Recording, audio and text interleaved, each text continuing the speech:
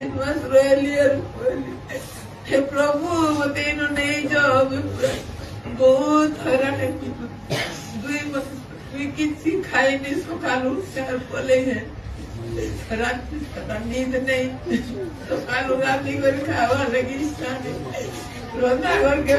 वो सबको के स्वर बाती वो स्वामी के स्वर कर भी रात है नहीं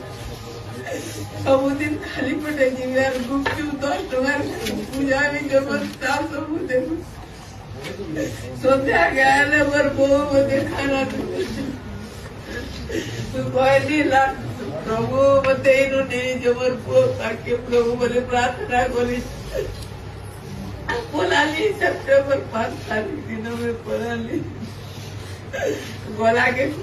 पोरे ती मते जेते सुखरे रखी थी जबर घरे में भी नहीं रहे पाली रे पोवली देखलो तुमके पैसे की नहीं मोर ठानु जे जीवा वाले तराम किसी नहीं रह तुमके क्या कहला जे चाकरी करी तुमके क्या कहला जे खुराने सीधी जे छोटी लगल के बोले वो जे तार पोखरा रूम पूरा ऐसी पछे घंटे आधे बंद मोर रूम ऐसी जान रहा 24 घंटा